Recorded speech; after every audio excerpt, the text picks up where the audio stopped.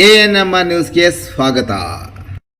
ಚಿಂತಾಮಣಿಯ ಹೆಸರಾಂತ ಡೆಕ್ಕನ್ ಆಸ್ಪತ್ರೆ. ನಮ್ಮಲ್ಲಿ ಜನರಲ್ ಮೆಡಿಸಿನ್, ಸಾಮಾನ್ಯ ಶಸ್ತ್ರಚಿಕಿತ್ಸೆ, ಅಡ್ವಾನ್ಸ್ ಲ್ಯಾಪ್ರೋಸ್ಕೋಪಿಕ್ ಶಸ್ತ್ರಚಿಕಿತ್ಸೆ, ಗ್ಯಾಸ್ಟ್ರೋಎಂಟರಾಲಜಿ, ಮೂಳೆ ಚಿಕಿತ್ಸೆ, ಪ್ರಸೂತಿ ಮತ್ತು ಸ್ತ್ರೀರೋಗ ಶಾಸ್ತ್ರ, ಮಕ್ಕಳ ಚಿಕಿತ್ಸೆ, ದಂತ ಚಿಕಿತ್ಸೆ, ಕಿವಿ, ಮೂಗು ಮತ್ತು ಗಂಟಲು, ಮೂತ್ರಶಾಸ್ತ್ರ ಚಿಕಿತ್ಸೆ, ನರವಿಜ್ಞಾನ, ನಾಳಿಯ ಮತ್ತು ಎಂಡೋವ್ಯಾಸ್ಕ್ಯುಲರ್, ನೆಫ್ರಾಲಜಿ, ಡಯಾಲಿಸಿಸ್, ಬೌಲ್ ಚಿಕಿತ್ಸೆ, ರೇಡಿಯಾಲಜಿ, ಎಂಡೋಸ್ಕೋಪಿ ಲಭ್ಯ.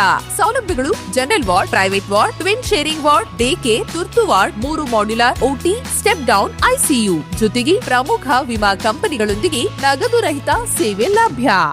26ನೇ ಸಾಲಿನಲ್ಲಿ ಪ್ರಾರಂಭವಾಗಿ ಪ್ರಥಮ ವರ್ಷದ ಒಂದು ವಾರ್ಷಿಕೋತ್ಸವ ಸಮಾರಂಭವನ್ನ ಬಹಳ ವಿಜೃಂಭಣೆಯಿಂದ ಇವತ್ತು ಆಚರಣೆ ಮಾಡಿಕೊಳ್ಳಾಗ್ತಾ ಇದೆ. ಈ ಕಾರ್ಯಕ್ರಮದಲ್ಲಿ ನಮಗೆ ಬಹಳ ಹೆಮ್ಮೆಯ ವಿಷಯ ಅಂದ್ರೆ ನಮ್ಮ ಕರ್ನಾಟಕದ ಇಬ್ಬರು ವಿಜ್ಞಾನಿಗಳನ್ನ, ಹೆಮ್ಮೆಯ ಪುತ್ರರನ್ನ ನಾವು ಈ ವೇದಿಕೆಯಲ್ಲಿ ನೋಡಿರೋದು ಮತ್ತು ಅವರ ಜೊತೆ ಈ ಕಾರ್ಯಕ್ರಮದ ವೇದಿಕೆಯನ್ನ ಹಂಚಿಕೊಂಡಿರೋದು ಕಾರ್ಯಕ್ರಮಕ್ಕೆ ಬಹಳ ಗೌರವವನ್ನ ತರುವಂತಿದೆ. ಈ ಕಾರ್ಯಕ್ರಮಕ್ಕೆ ಈ ಇಬ್ಬರು ಗಣ್ಯ ವ್ಯಕ್ತಿಗಳನ್ನ ಪರಿಚಯಿಸಿದಂತ ಧನುಷ್ಗೆ ನಾನು ಬಹಳಷ್ಟು ಧನ್ಯವಾದಗಳನ್ನ ಹೇಳಬೇಕು. ಮುಖ್ಯವಾಗಿ ಡಾಕ್ಟರ್ ಅಬ್ದುಲ್ ಕಲಾಂ ರವರೊಂದಿಗೆ ಲೈಸನ್ ಆಫೀಸರ್ ಆಗಿ ಕೆಲಸ ಮಾಡಿ ಬಹಳಷ್ಟು ವಿಷಯಗಳನ್ನ ನಮ್ಮ ಜೊತೆ ಹಂಚಿಕೊಂಡಂತಹ ಹಿರಿಯರಾದಂತಹ ಶ್ರೀ ಜಯಪ್ರಕಾಶ್ ರವರವರು ಬಹಳಷ್ಟು ಅನುಭವಗಳನ್ನ ಹಂಚಿಕೊಂಡ್ರು. ಮತ್ತು ನಮ್ಮ ನಾಡಗೌಡ ಸರ್ ಅವರು ಬಹಳ ಹಸನ್ಮುಖರಾಗಿ, ವಿಜ್ಞಾನಿಗಳಾಗಿ ಹಸನ್ಮುಖರಾಗಿ ಬೆಳಗಾವಿ ಜಿಲ್ಲೆಯಲ್ಲಿ ಒಂದು ರೈತ ಕುಟುಂಬದಲ್ಲಿ ಹುಟ್ಟಿ ಬಹಳ ಹೆಮ್ಮೆಯ ಪುತ್ರರಾಗಿ ಇವತ್ತು ಒಂದು ಒಳ್ಳೆಯ ಅದ್ವಿತೀಯ ಸಾಧನೆಯನ್ನ ಮಾಡಿ ನಮ್ಮ ವೇದಿಕೆಯಲ್ಲಿ ಉಪಸ್ಥಿತರಿದ್ದಾರೆ. ಇಬ್ಬರು ಮಹನೀಯರು ನಮ್ಮ ಮಕ್ಕಳಿಗೆ, ಈ ಶಾಲೆಯ ಮಕ್ಕಳಿಗೆ ಮತ್ತು ಪೋಷಕರಿಗೆ ಬಹಳಷ್ಟು ಮಾಹಿತಿಯನ್ನ ಹಂಚಿಕೊಂಡಿದ್ದಾರೆ, ಅವರ ಅನಿಸಿಕೆಗಳನ್ನ ಹಂಚಿಕೊಂಡಿದ್ದಾರೆ. ಅಂದ್ರೆ ನಮ್ಮ ಈಗಿನ ಮಕ್ಕಳು ಈ ಶಾಖೆ ಸ್ಕೂಲಲ್ಲಿ ಸ್ಕೂಲ್ ರಿಪೋರ್ಟ್ ಅಲ್ಲಿ ನಾವೆಲ್ಲ ಗಮನಿಸಿದ್ವಿ, ನಮ್ಮ ಎಲ್ಲ ಕರ್ಕ್ಯುಲರ್ ಆಕ್ಟಿವಿಟೀಸ್ ನ ಜೊತೆಯಾಗಿ ಕೋ-ಕರ್ಕ್ಯುಲರ್ ಆಕ್ಟಿವಿಟೀಸ್ಗೂ ಬಹಳಷ್ಟು ಫೋಕಸ್ ಮಾಡ್ತಾ ಎಲ್ಲ ನಮ್ಮ ಮಕ್ಕಳಿಗೆ ಈಗ 1ರಿಂದ ಅಂದ್ರೆ ಪ್ರೀ ಪ್ರೈಮರಿಯನ್ನ ಹೊರತುಪಡಿಸಿ ಅದನ್ನು ಸೇರ್ಕೊಂಡು ಅರೌಂಡ್ 150 ಸ್ಟ್ರೆಂತ್ ಇದೆ ಈಗ. ಸೊ ಎಲ್ಲ ಮಕ್ಕಳಿಗೂ ಸಹ ಒಂದು ಇಂಡಿವಿಜುವಲ್ ಅಟೆನ್ಷನ್ ತಗೊಂಡು ಕೋ-ಕರ್ಕ್ಯುಲರ್ ಆಕ್ಟಿವಿಟೀಸ್ ಮತ್ತು ಕರ್ಕ್ಯುಲರ್ ಆಕ್ಟಿವಿಟೀಸ್ ಎರಡಕ್ಕೂ ಸಹ ಫೋಕಸ್ ಮಾಡ್ತಾ ಮಕ್ಕಳ ಒಂದು ಆಲ್ರೌಂಡ್ ಡೆವಲಪ್ಮೆಂಟ್ಗಾಗಿ ಒಂದು ಉನ್ನತ ರೀತಿಯಲ್ಲಿ ಒಂದು ಅಂತಾರಾಷ್ಟ್ರೀಯ ಮಟ್ಟದಲ್ಲಿ ಶಿಕ್ಷಣವನ್ನ ಕೊಡುವ ಪ್ರಯತ್ನವನ್ನ ಸವಿತಾರೊಂದಿಗೆ ಕೈ ಜೋಡಿಸಿ ಧನುಷ್ ಮತ್ತು ಪ್ರತ್ಯೂಷ ಇಬ್ಬರು ಸಹ ಒಂದು ಒಳ್ಳೆಯ ಟೀಮ್ ಕಟ್ಕೊಂಡು, ಶಿಕ್ಷಕರ ಒಂದು ನುರಿತ ಕ್ವಾಲಿಫೈಡ್ ಟೀಚರ್ಸ್ ನ ಒಂದು ಟೀಮ್ ಅನ್ನ ಕಟ್ಕೊಂಡು ಇವತ್ತು ಒಳ್ಳೆಯ ಶಿಕ್ಷಣವನ್ನ ಕೊಡುವ ನಿಟ್ಟಿನಲ್ಲಿ ಒಂದು ಒಳ್ಳೆಯ ಸಾಧನೆಯನ್ನ ಮಾಡ್ತಾ ಇದ್ದಾರೆ. ಪ್ರಥಮ ವಾರ್ಷಿಕೋತ್ಸವ ಕಾರ್ಯಕ್ರಮದಲ್ಲಿ ನಮಗೆ ಬಹಳಷ್ಟು ಒಳ್ಳೆಯ ಸಂದೇಶವನ್ನು ಸಹ ಕೊಟ್ಟಿದ್ದಾರೆ. ನಾವು ನಾಡಗೌಡ ಸರ್ ಅವರು ಒಂದು ಅವರ ಪ್ರಾಜೆಕ್ಟ್ ಸಕ್ಸಸ್ ಆದಾಗ ಅವರ ಒಂದು ಸುದ್ದಿಗೋಷ್ಠಿಯಲ್ಲಿ ಕೇಳಿದ್ವಿ, ಹಂಚ್ಕೊಂಡ್ರು. ಅದಕ್ಕೆ ನಮಗೆ ಜಯಪ್ರಕಾಶ್ ಸರ್ ಹೇಳ್ತಾ ಇದ್ರು, ಈಗ ಅದನ್ನ ನಮ್ಮ ಮುಂದೆ ಹೇಳುವಾಗ ಇನ್ನು ಫೇಸ್ ಅಲ್ಲಿ ಎಷ್ಟು ಅವರು ಚೆನ್ನಾಗಿ ಒಂದು ಬೆಳಕಿದೆ ಅಂದ್ರೆ ಎಷ್ಟು ಚೆನ್ನಾಗಿ ಹೇಳ್ತಾ ಇದ್ದಾರೆ ಅಂತ. ನಿಜವಾಗ್ಲೂ ಸಹ ಒಂದು ಆಲ್ಮೋಸ್ಟ್ 1 ಅವರಿಂದ ಸರ್ ಜೊತೆ ಮಾತಾಡ್ತಾ ಇದ್ರು, ಬಹಳಷ್ಟು ವಿಷಯಗಳ ಬಗ್ಗೆ ಬಹಳ ಪ್ರಸನ್ನರಾಗಿ ಮಾತಾಡ್ತಾ ಇದ್ದಾರೆ. ಇಂಥವರ ಒಂದು ಮಾರ್ಗದರ್ಶನವನ್ನ ಕೇಳಿಸ್ಕೊಂಡಾಗ ನಾಳೆ ನಮ್ಮಲ್ಲಿರುವಂತಹ ಈ ಕಾರ್ಯಕ್ರಮದಲ್ಲಿ ಭಾಗವಹಿಸಿರುವಂತಹ ಶಾಲೆಯಲ್ಲಿ ಕಲಿತಾ ಇರುವಂತಹ ಮಕ್ಕಳು ಸಹ ನಾಳೆ ಈ ವೇದಿಕೆಯ ಇಬ್ಬರು ಮಹಾನ್ ವ್ಯಕ್ತಿಗಳನ್ನ ರೋಲ್ ಮಾಡೆಲ್ಸ್ ಆಗಿ ತಗೊಂಡು, ಯಾಕೆ ನಮ್ಮ ವಿಜ್ಞಾನಿಗಳಾಗಬಾರ್ದು, ಬೇರೆ ಬೇರೆ ಅತ್ಯುನ್ನತ ಹುದ್ದೆಗಳನ್ನ ಅಲಂಕರಿಸಬಾರ್ದು. ಸೊ ಹಾಗಾಗಿ ಏನಿಲ್ಲಿ ಗ್ರಾಮೀಣ ಪ್ರದೇಶ ನಗರ ಪ್ರದೇಶ ಅಂತ ಇಲ್ಲ, ಒಂದು ಶಿಕ್ಷಣ ಅನ್ನೋದು ಬಹಳ ಮುಖ್ಯ.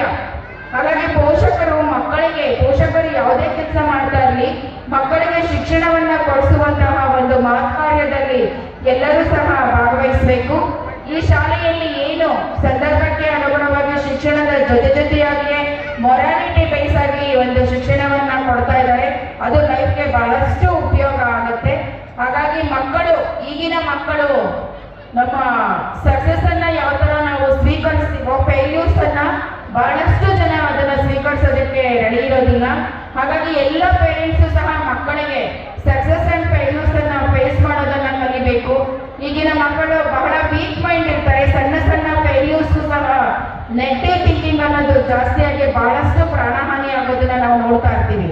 ಹಾಗಾಗಿ ಪೋಷಕರು ಮಕ್ಕಳ ಮೇಲೆ ಒತ್ತಡವನ್ನ ಹೇರ್ತೀರಾ, ಮಕ್ಕಳಿಗೆ ಒಂದು ಉತ್ತಮವಾದ ಗುರಿಯನ್ನ ನಿರ್ಧರಿಸಿ ಒಂದು ಗೋಲನ್ನ ಸೆಟ್ ಮಾಡಿಕೊಟ್ಟು ಅದನ್ನ ಅಚೀವ್ ಮಾಡುವ ನಿಟ್ಟಿನಲ್ಲಿ ನೀವೆಲ್ಲರೂ ಸಹ ನಿಮ್ಮ ಮಕ್ಕಳಿಗೆ ಒಳ್ಳೆಯ ದಾರಿದೀಪವಾಗಿರ್ಬೇಕೇ ಹೊರತು ಮಕ್ಕಳಿಗೆ ಒತ್ತಡ ಮಾಡೋದು ಬೇಡ.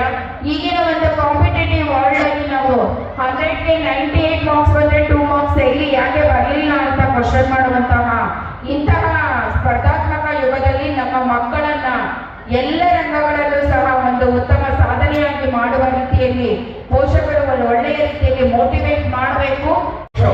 ಪರಿಚಯಿಸುತ್ತಿದ್ದೇವೆ.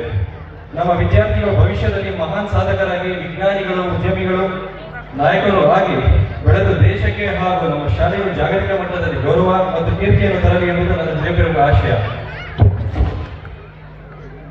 ನಮ್ಮ ಶಿಕ್ಷಕರ ಸಮರ್ಪಣೆ, ನಮ್ಮ ಪೋಷಕರ ವಿಶ್ವಾಸ ಮತ್ತು ನಮ್ಮ ವಿದ್ಯಾರ್ಥಿಗಳ ಉತ್ಸಾಹವಿಲ್ಲದೆ ಯಾವುದೂ ಸಾಧ್ಯವಾಗುವುದಿಲ್ಲ.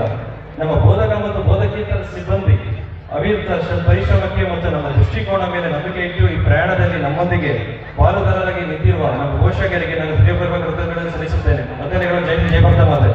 I would like to speak in Kannada as it is our mother language.